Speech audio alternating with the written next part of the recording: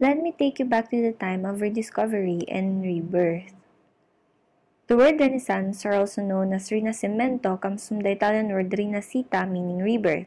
Rebirth meaning in two ways: rediscovery of the ancient classical texts and learning their application in arts and sciences.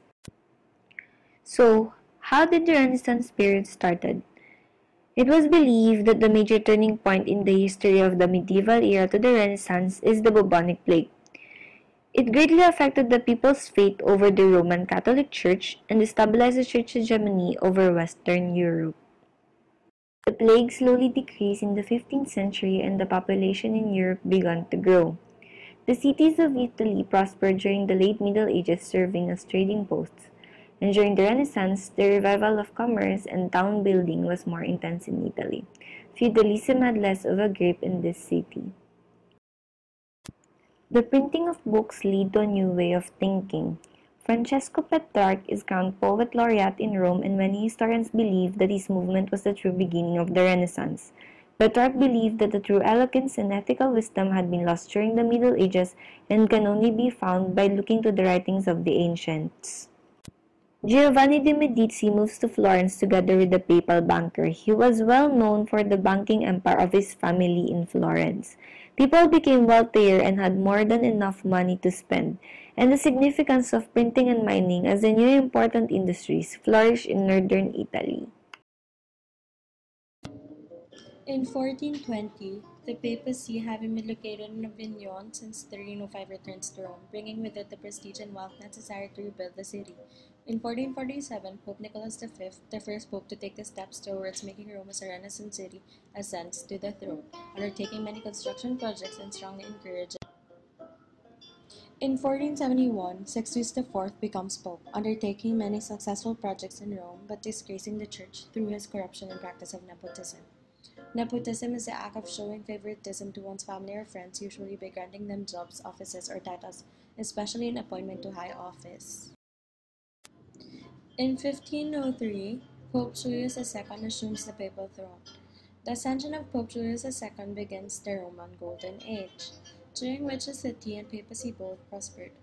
Julius II reverses the trend of moral degradation in the papacy and takes great steps in the rebuilding of Rome. Renaissance is an elitist historical phenomenon. In northern Italy was urban and commercial, while southern Italy was mostly not. Although it was very family-oriented, the patriarchal society still dominated.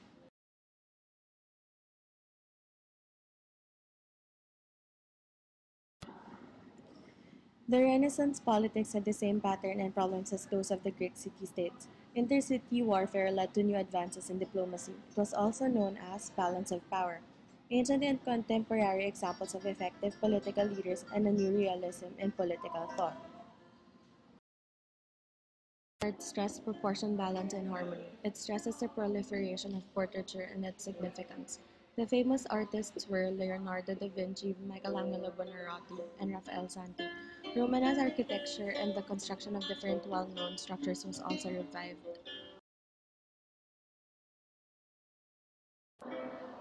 The education during the Renaissance centers on the various types of humanism. It produced moral uplift, but the emphasis on humanist education for women. It first influenced secondary education. Knowledge needed to be useful.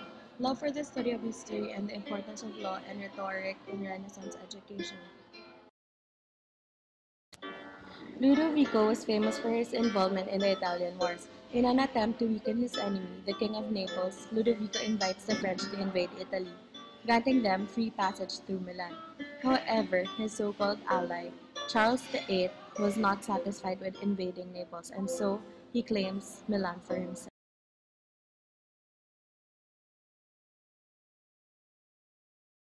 Created using Powtoon.